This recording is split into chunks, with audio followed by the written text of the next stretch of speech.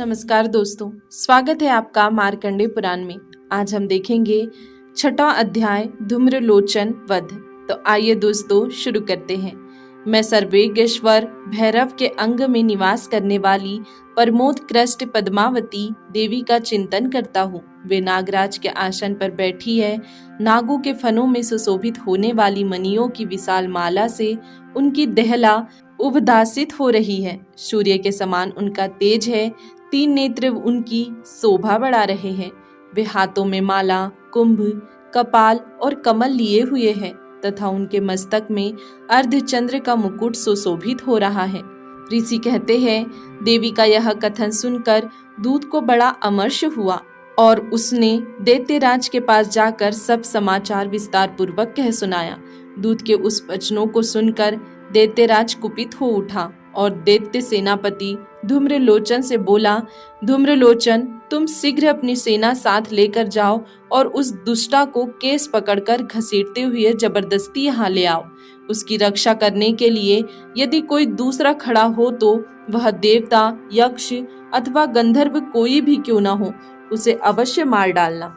ऋषि कहते हैं, शुंभ के इस प्रकार आज्ञा देने पर वह धूम्रलोचन दैत्य 60,000 असुरों की सेना को साथ लेकर वहां से तुरंत चल दिया।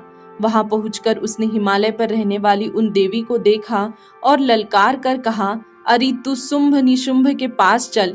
यदि इस समय प्रसन्नता पूर्वक मेरे स्वामी के समीप नहीं चलेगी तो मैं बलपूर्वक झोंटा पकड़कर खींचते हुए तुझे ले चलूंगा। देवी बोली, तुम्हें दैत्यों के राजा ने भेजा है। तुम स्वयं भी बलवान हो और तुम्हारे साथ विशाल सेना भी है। ऐसी दशा में यदि मुझे बलपूर्वक ले चलोगे तो मैं तुम्हारा क्या कर सकती हूँ। ऋषि कहते हैं, देवी के यो कहने पर असुर धूम्रलोचन उनकी ओर दौड़ा। तब अंबिका ने हुम शब्द के उच्चारण मात्र से उसको भस्म कर दिया।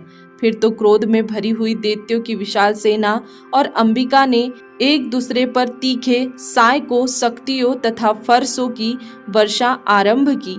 इतने में ही देवी का वाहन सिंह क्रोध में भरकर भयंकर गर्जना करके गर्दन के बालों को हिलाता हुआ असुरों की सेना में कूद पड़ा। उसने कुछ दैत्यों को पंजों की मार से, कितनों को अपने जबड़ों से और कितने ही महादैत्यों को पकड़कर ओठ की दाढ़ों से घायल करके मार डाला। उस सिंह ने अपने नखों से कितनों के पेट फाड़ डाले और थप्पड़ मारकर कितनों के सिर धड़ से अलग कर दिए।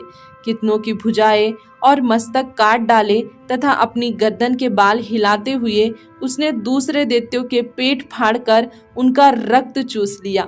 अत्यंत क्रोध में भरे हुए देवी के वाहन उस महाबली सिंह ने क्षण भर में ही असुरों की सारी सेना का संहार कर डाला। शुंभ ने जब सुना कि देवी ने धूम्रलोचन असुर को मार डाला तथा उसके सिंह ने सारी सेना का सफाया कर डाला, तब उस दैत्य राज को बड़ा क्रोध हुआ। उसका ओठ कांपने लगा। उसने चंड और मुंड नामक 2 महादैत्यों को आज्ञा दी, हे चंड और हे मुंड, तुम लोग बहुत बड़ी सेना लेकर वहां जाओ और उस देवी के झोंटे पकड़कर अथवा उसे बांधकर शीघ्र यहाँ ले आओ। यदि इस प्रकार उसको लाने में तुम्हें संदेह हो तो युद्ध में सब प्रकार के अस्त्र शस्त्रों तथा समस्त आसुरी सेना का प्रयोग करके उसकी हत्या कर डालना तथा दुष्टा की हत्या होने तथा सिंह के भी मारे जाने पर उस अंबिका को बांधकर साथ ले शीघ्र ही लौट आना।